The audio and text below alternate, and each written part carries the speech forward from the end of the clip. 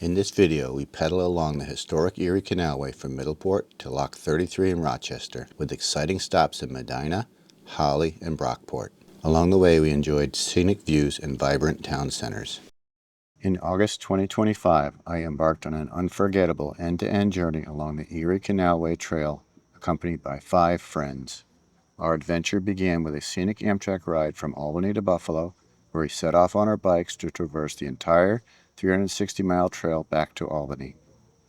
Along the way, we explored some incredible detours, including the awe-inspiring Niagara Falls and the historic charm of Seneca Falls. It was a journey filled with breathtaking landscapes, rich history, and lifelong memories. We started our journey in Buffalo, taking our first detour on day 1 to Niagara Falls and staying in a commercial campground. Continuing east, we camped along the canal in Middleport and at Lock 33 in Rochester. Next, we stayed 2 nights at a commercial campground in Montezuma and took a short side trip to Seneca Falls on our day off. Well rested, we headed to Green Lake State Park in Fayetteville. Our last night of camping was at Lock 20 in Marcy. After our longest day of riding, we stayed at a hotel in Amsterdam. On our final day, we pedaled to Albany in the rain and celebrated our accomplishment at an Airbnb. Morning arrived and it was time to start packing up. It's always easier to roll up my sleeping pad when the air is cool and the sun is shining, and the view of the canal didn't hurt either. What could be better than camping in a town right on the canal with water, electric, and showers for free? I have to say, this was my favorite campsite of the entire trip. A lot of bikepacking videos tend to gloss over the realities of morning camp chores.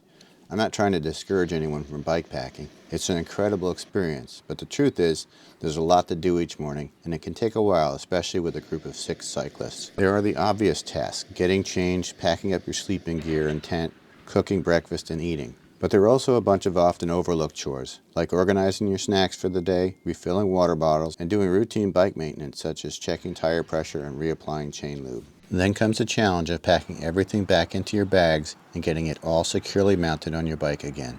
Most of our group are cyclists who don't normally backpack, so these camp routines aren't second nature to them. To be honest, even I get a little rusty between trips, but after a day or two, the rhythm starts to come back. Team's getting packed up. It's a beautiful morning here. It's in the mid-70s already. I think we're in for a hot one, but I'll take it right now. We were camped right here along the Erie Canal in Middleport, and these are mostly for marinas, but on both sides of the river here they have camping sites. They have water. Most of the pedestals work for electric. There are showers.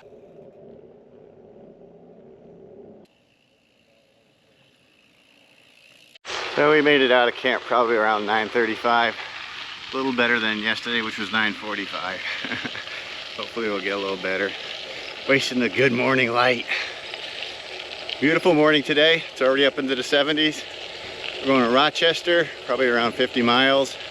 Gonna be camping on, I think, Lock 33.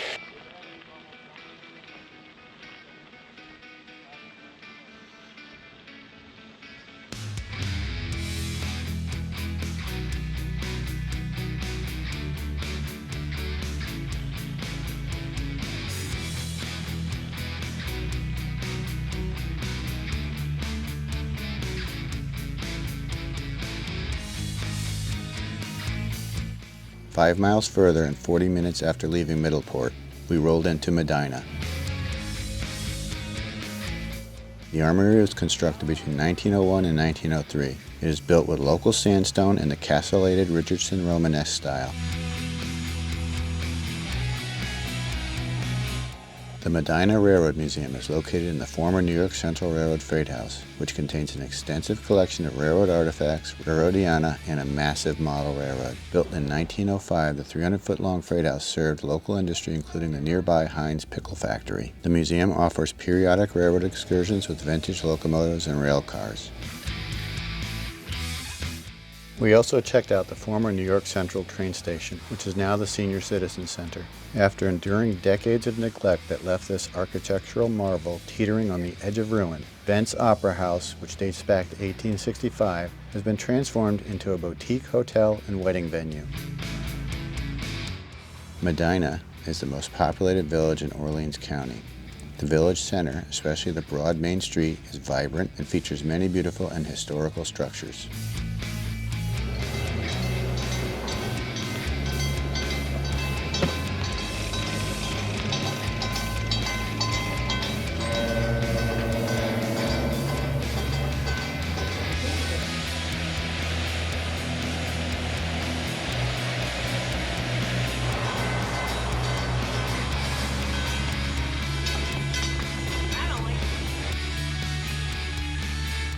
As we rejoined the trail, we passed the Medina Harbor and crossed over the Oak Orchard Creek Aqueduct.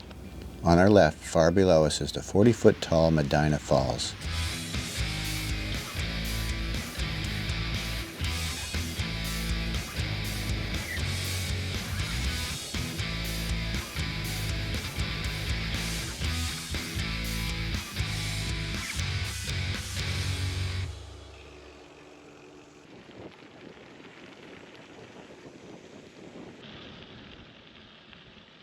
The Medina Culvert is a unique stone arch conduit built in 1823 that allows Culvert Road to pass underneath the historical Erie Canal. The culvert is the only location on the canal where a road goes under the canal. All other road crossings are bridges.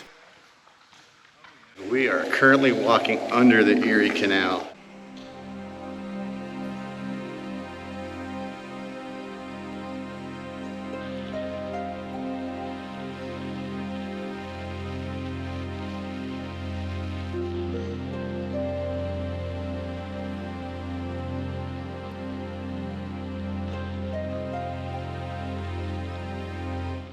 The Knowlesville Basin was one of many along the Erie Canal. These basins allowed boats to moor, load and unload goods, and turn around.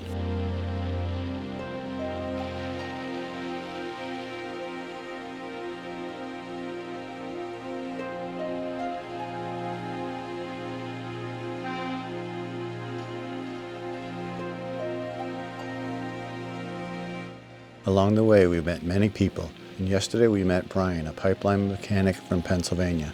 He also camped in Middleport and rode with us the next morning. If you're watching this, Brian, it was great meeting you. I was remiss in the Day 1 episode for forgetting to mention our encounter with Bill at the Naval Park in Buffalo. The plank owner of the U.S. Little Rock, Bill drives across New York once or twice a month, except during the winter, to volunteer at the museum.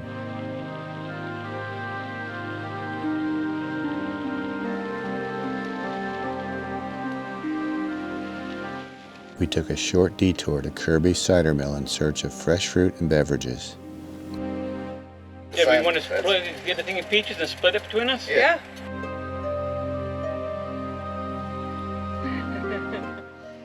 Kirby's cider mill. We had peaches and nectarines here in August. I guess that's what's in season, but peaches were delicious.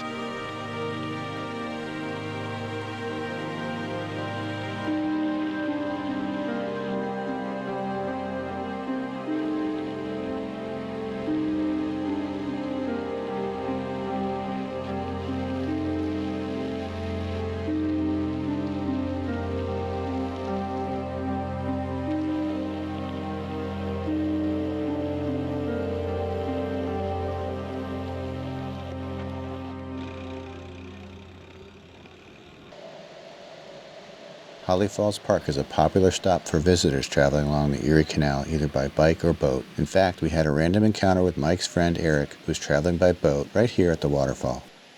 Unlike Medina Falls, which we viewed earlier in the day, Holly Falls is man-made. It's actually a 35-foot cascade of red Medina sandstone created circa 1912 as an overflow for the Erie Canal.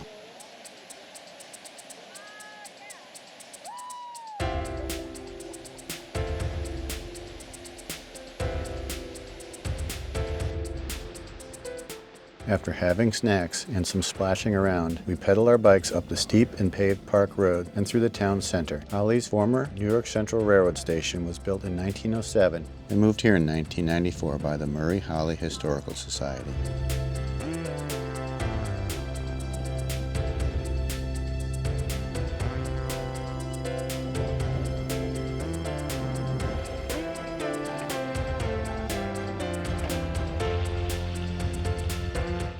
The Brockport pedestrian bridge officially opened on June 13, 2025. It connects the SUNY Brockport campus to the Erie Canalway.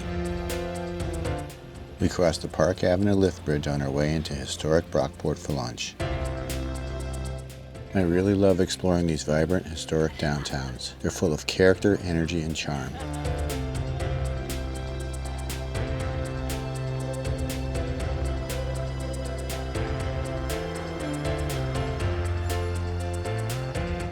We arrived at the Brockport Diner for a much-anticipated late lunch at 3 p.m., equal parts excited and famished. Always enthusiastic about food, Mike is our restaurant planner. He does extensive pre-ride research to ensure we have great meals on our journey. The food was delicious and reasonably priced, and the staff was friendly and courteous. The only downside was the lack of a bike rack.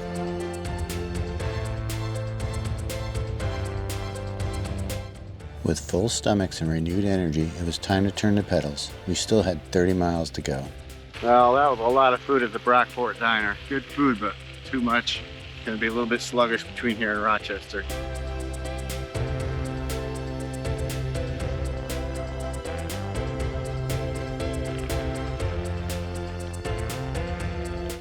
There were so many things to see and do on the trail today. If you're familiar with the Middleport to Rochester area, please let us know your favorites in the comments below.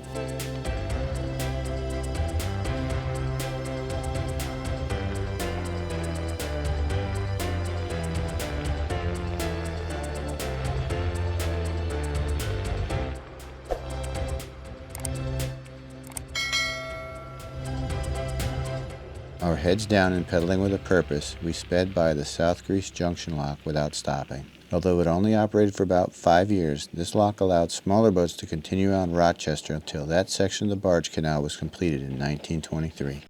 Greg's shoe is separating. Does this sound familiar, folks?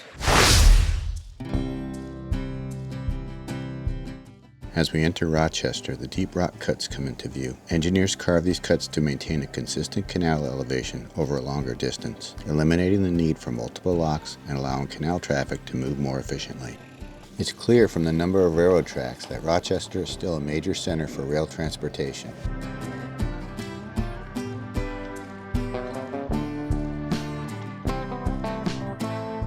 I found this spot where the barge canal meets and crosses the Genesee River without an aqueduct. Absolutely fascinating. It's also where the Erie Canal Trail intersects with the Genesee Valley Greenway, a 90-mile multi-use trail built on the route of a former canal converted to a railway.